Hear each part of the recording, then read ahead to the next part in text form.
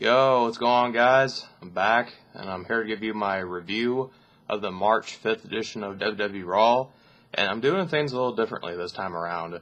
Instead of just going through the show segment by segment, I'm going to give you the hits and misses of RAW. And basically, the misses are the worst parts of the show, and the hits are the best part of the show.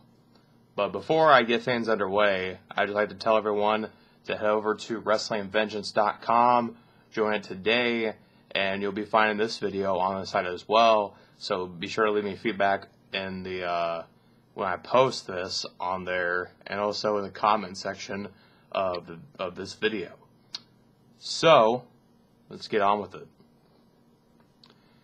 And the first miss of Raw was the United States Championship match. Was between Santino and Jack Swagger. You know, I don't think anyone really cared for this match, to be honest. And besides, it was a clusterfuck. You had Teddy Long and John Laurinaitis get involved, and you had Dolph Ziggler get involved as well. And it basically overshadowed the match itself. It's like it became the secondary element to John Laurinaitis and Teddy Long. And I think that's bullshit, in all honesty. If you're going to do a title match, then make it about the title, WWE. My God. But Santino won the title. You know, I'm not too excited about that. I don't find Santino interesting, and I think it's going to be another irrelevant championship reign, just like Jack Swagger's was. But yeah, didn't care for the match and what happened in it. But we'll move on to the second miss of the show, which was Eve versus Alicia Fox. No one gives a damn about this. They don't. I mean, granted, Eve's heel turn, you know, it's made her a bit interesting. You know, it actually gives her a personality to showcase on TV. Because before, when she was a babyface, you know, she didn't really have a personality to showcase, but now, you know, she can be interesting and play a character and elicit a reaction from the audience. But this match, no one really cared for it. Kelly was on commentary, and I get the feeling that WWE is building towards an Eve versus Kelly match for WrestleMania. And if that's the case, then it just goes to show that the WWE does not care about Beth Phoenix or the Divas title. And Eve got the victory. Then Zack Ryder came out, and you know, he said that Eve, you know, I mean, he basically reiterated what he's been saying for a couple weeks since, you know, the whole Hosky thing began. You know, broskies before Hoskies. And this would lead into my next miss, and this is a minor one, by the way, backstage where Eve kissed Zack Ryder. And basically, Zack Ryder's feelings towards Eve changed. He went from hating her to, once again, being head over heels for her. And that makes no sense to me. It really doesn't. I'm like, what the hell? I mean, you were calling her a Hosky and all this, and now you're in love with her again? That makes no sense, bro. Are you serious? But it's a minor one for me. We'll just have to see how that plays out. And this will go on to my last miss, was the Big Show versus The Miz. And it was a typical squash match. Miz in the doghouse still. You know, he got squashed by the Big Show in a matter of minutes. Cody Rhodes came out, made fun of Big Show again, like he has been doing for the last couple weeks. Didn't find it that interesting. And now let's go on to the hits of Raw. And my first one is the Triple H Shawn Michaels confrontation. This began the show, and I liked it. It was a pretty good segment. And it got interesting, you know, because Triple H said that, you know, this isn't about who's better than the other. It's about people talking behind Shawn's back about not being able to get the job done, and that Shawn is a failure and a loser, and that he retired as a loser.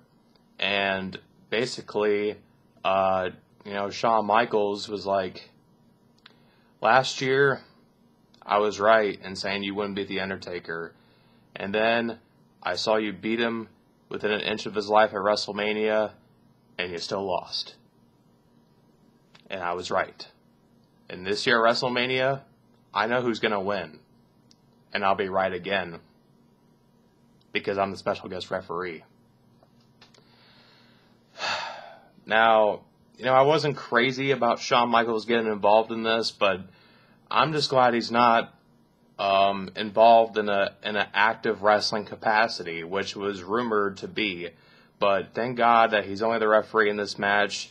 And with the way things are going, it seems like Triple H is the heel in this storyline here with The Undertaker and Shawn Michaels, and I think that's an interesting dynamic, and Triple H just basically has this mindset that he is going to do what Shawn Michaels never did, and that was to end the streak. And then I'll go on to my next hit of the show, which was The Rock's history lesson segments, which I thought were pretty damn funny. I cracked up when The Rock said that at WrestleMania he is going to take a feather and shove it up John Cena's ass. And, oh man, The Rock is always entertaining, no matter what he does, really.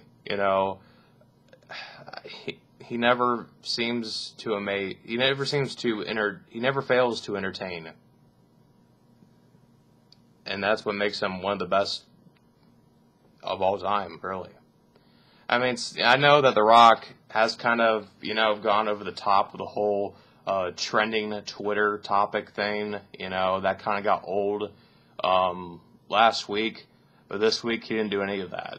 He was basically, being the Rock that, we all saw in the Attitude Era. And I'll touch on more of Rock and Cena at the end, but the history lesson statements are pretty gold. And then we had a tag team match. This is my next hit: Chris Jericho and Daniel Bryan versus CM Punk and Sheamus. It was a pretty damn good match. Pretty damn good match. Told a story between Punk and Jericho.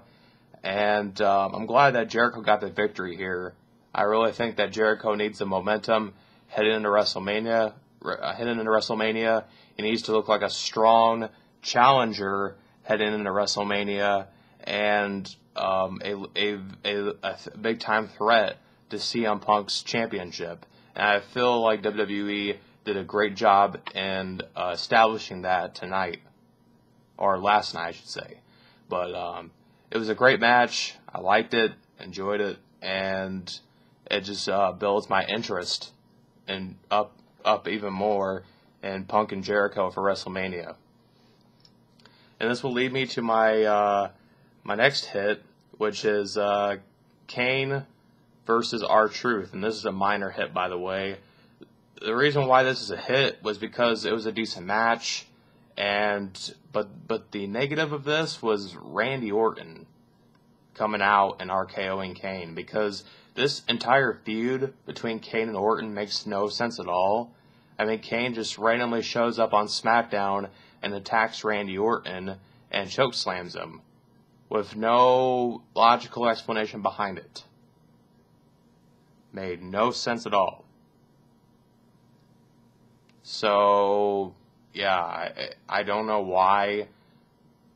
I mean, I know the reason why WWE is doing this, because Kane and Orton have nothing going on for WrestleMania, so they just threw these two together randomly and say, "Hey, you guys are gonna have a WrestleMania match together." But yeah, it makes no sense. There's no logic behind it. But that's WWE for you. And this will go to my last hit, which was the Rock and John Cena confrontation. And I felt The Rock was a lot better this week than he was last week. He was more prepared, and I like how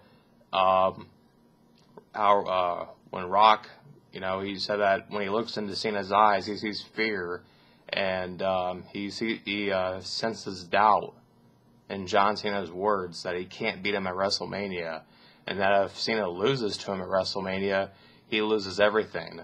So this is a must-win situation for John Cena. You know, Cena says that his legacy rides on this WrestleMania match, and I think that only builds more to the match itself. You know, that this is an important match for both guys. You know, that either man that both men need this win, and that it will cement them, you know, their legacies forever.